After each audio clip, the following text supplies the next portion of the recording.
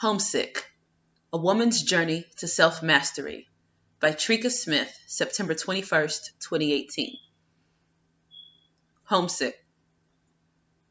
My journey started because I wanted to know why certain groups of people and cultures had more success than others. At the time, success for me was material wealth. That was the definition of being successful from my perception, based off of the life experiences I had had up until that point in my life. More specifically, I wanted to know what the Kemetic people of ancient civilization and cultures believed about spirituality. What were my roots? What were their ideas and ideologies? What were the spiritual practices they followed before being overtaken and forced into slavery? I know now that spirituality is the most important component of my existence. Not religion, but spirituality. Many people still believe spirituality to be synonymous with church and religion. That's exactly what I used to think. I know now that they are two totally different things.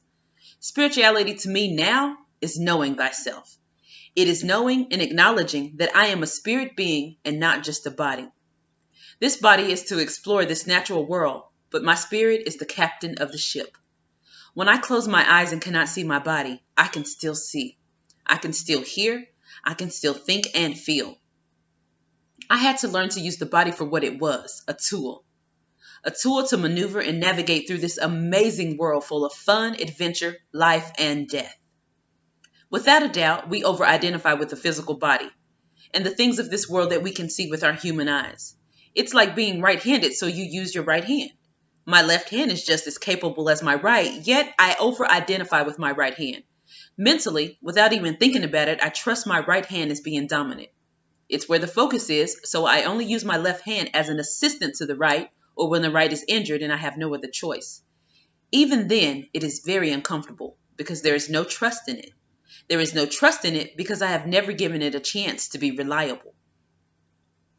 When it comes to our spirits, we trust our bodies and distrust our souls. Our souls lie dormant while we put all of our faith in the things we can see. Think about your car being your body and you riding inside it as the spirit guide. When you're in your car, what is making the gas pedal go? Who is pushing it? The spirit guide inside.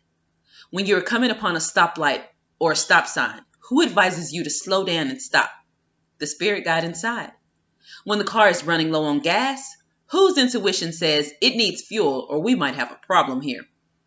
When the car has complications or runs hot, who makes the decision to park it and let it cool off? It's interesting that we will wash our cars to make them look good and clean. We will even put them in a garage or under a carport to protect them from damage. That's what we do with our bodies as well. We dress them up and make them look good and clean and protect them, but neglect to even acknowledge the soul on the inside. I had to learn to tend to my soul. I had to learn to feed it and nourish it and spend time alone with it and eventually trust it. Most times we use spirituality, it is because we've backed into a corner and we have no other choice.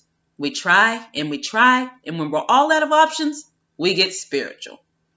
Why is spirituality our last option? Why does spirituality equate to religion? For so many people, they're not the same thing. So there I was, burnt out on religion and distrusting my own capabilities to make a right decision and have a productive life. I was shut up in my room studying ancient Kemet, or Egypt as it's called now. I was looking for spirituality and literally running from religion. One study led to another, and that led to another. I wrote and studied and came to extremely strong conclusions. I had figured it out, only to continue to study and change my mind about what I believed. This happened over and over again, the changing of my mind. Eventually, I came across the concept of all things living and non-living being broken all the way down to vibration and the interpretation of vibration. All day, every day, we are interpreting vibration using physicality to symbolize the vibrations we interpret. I began learning about mindfulness and the universal laws. I became what a lot of people deemed as one of those metaphysic weirdos. People started whispering, "Does she even believe in God?" I was raised as a Baptist, and even acting like God wasn't a man in the sky watching and waiting for you to break a commandment was a big no-no. My mother wore her poor knees out in her prayer closet because, according to her, I was blazing a hot path straight to hell with gasoline Christian Louboutins on. All that being said, I couldn't stop. I had learned so much and it made so much sense to me. Religion in my mind wasn't supposed to make sense. When I had questions that no one can answer, I was told, that's why it's called faith. It's not supposed to make sense. I started listening more intently to my inner voice for that vibrating energy, only to discover it wasn't a sound to hear, but rather a frequency or wavelength to feel. I had to start using that left hand a little more. I had to trust in something that felt uncomfortable. I had to risk being ashamed and judged. I had to learn not to focus on one component of my being for everything. I had to learn to feel what felt right and good to me. I started being more sensitive to emotions and what they were telling me. My emotions became my tour guide. I used to try so hard to run from emotions that made me feel uncomfortable. I had to learn to accept them all as equally good. They were always giving me guidance and feedback. I just hadn't been listening. I had to stop being ashamed, to close my eyes and to feel hurt, lost, confused, or even insecure. They weren't bad feelings after all. They were just contrasting feelings. I had to dive really deep into me, and what I discovered is my emotions are the most important resource that I have. They were flags and signs, and most importantly, enduring and sincere, because they were the voice of my soul. I began to meditate regularly. Meditation has become one of the one-on-one time with my soul. I would be at work like, I can't wait until 5 o'clock so I can go home and meditate. I'd be out with friends thinking, why didn't I just stay home and meditate? What was happening was I was starting to love being around just me. I used to hate to be alone. Now all I wanted to do was be alone. There was so much purity and soul food to be eaten alone. It was abandoning my physical body and entering into a world of pure vibration. I began closing my eyes often and speaking my name aloud over and over again, placing my palm against my throat and listening to the vibration my name made. I did this in many pitches and tones too. TREIKA, TREIKA, TREIK, TREIK. It was fun and silly. I started bird watching and people watching. I became very inquisitive about nature and all living beings. The world that had been so ugly to me was looking different. My perspective was changing. As my perspective changed, I began to be nicer to myself and more forgiving to myself. Having 3 kids by 21 seemed admirable now. Wow, I had pulled it off. Not cooking for them very often. Look, they're still alive. It was pretty cool. I stopped watching TV and started reading every chance I could get, which wasn't easy at first. Everybody wanted a piece of me every hour of every day, and I started saying no. In all different pitches and tones as well. No, no, no. Who's seen the movie Bodyguard with Whitney Houston and Kevin Costner? Remember when they arrested her potential stalker and were questioning him? They asked him, did you write these letters? His eyes got really, really big, and he went, no, no. That's what I started doing. When my kids would knock on my door and ask, was I cooking? No. When someone called and they said, hey, you want to... Before they could even get it out. No. When my boyfriend wanted to have sex and I really didn't want to because I wanted to meditate or read, when I used to comply, I started saying, no, no, no. It was uphill at first, but when everyone started seeing that I meant it and how serious I was about my personal time, they got used to it. They weren't happy with it, but they got used to my standard, and my mantra literally became me first. I was learning so much, and it was exciting to have found something that made sense and resonated. I began taking responsibility for myself and my life, but I also learned how to chill and relax. I probably learned that lesson too well. When I was late on my way somewhere, which was often, and the light would turn red, I stopped running the lights. My license had been suspended on more than one occasion for speeding from always being late. I used to get the ticket and just cry. Now I sat at the light thinking, no big deal. Everybody should know now to tell me that things start at least half an hour before they actually do. They expect me to be late. It's okay.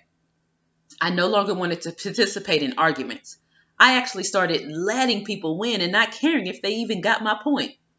This was huge. As a little girl, I always wanted to be a lawyer. I loved to talk, and I loved proving you, your mama, and your daddy wrong. I actually craved proving people wrong. I would be on social media, and if there was a post that someone made and I thought that they were smart but had clearly missed the mark, I'd stretch my arms, crack my knuckles, roll my neck, and dive into that post, setting them straight in a nasty, nice political kind of way.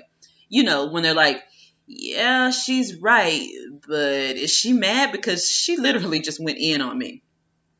Then I would sit there and wait for the dots to pop up and stalk the screen to see when they were typing so I could see that they had commented back, because I was sure that they would see that I was right. Yep, stop commenting. It wasn't important anymore. I no longer had anything to prove to others.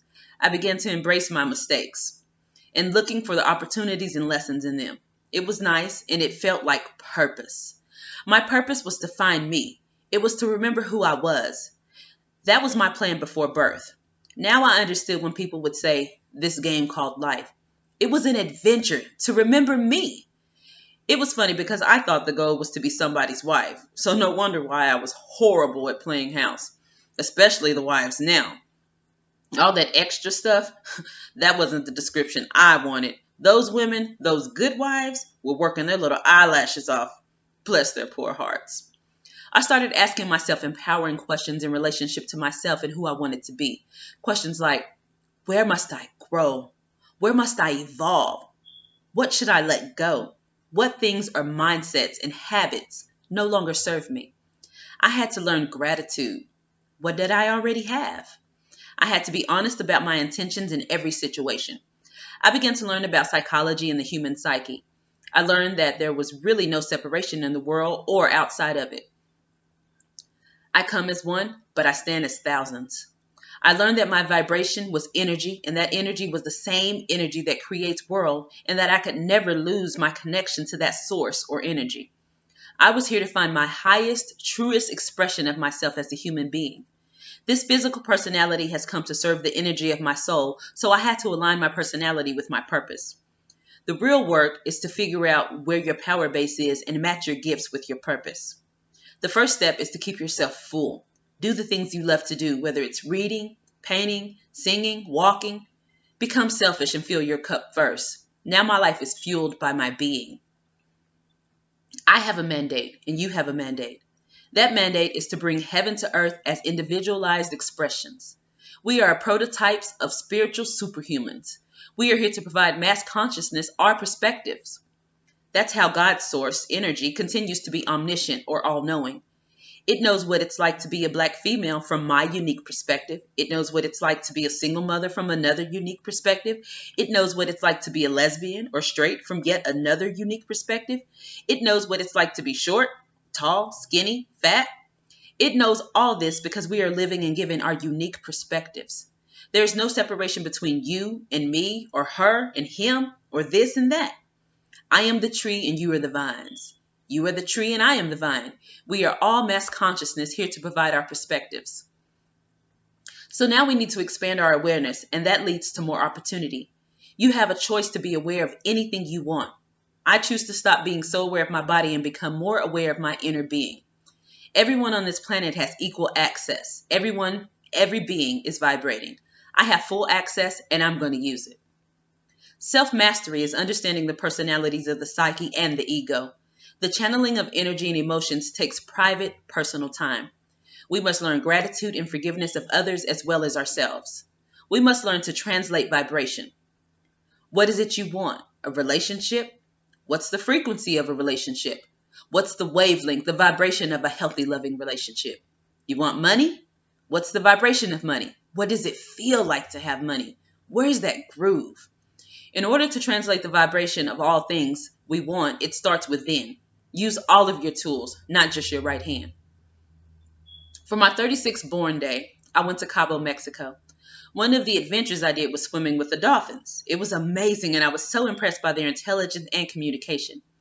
The instructor instructed me to lay on the boogie board on my stomach halfway. I can't swim, so I had me a nice little life jacket on. The lifeguard came and pulled me out to the other side of the huge tank-like aquarium and told me to hold my legs straight out, locking my knees and pointing my toes. The two dolphins, Merlin and Annabelle, were on the other side with the trainer.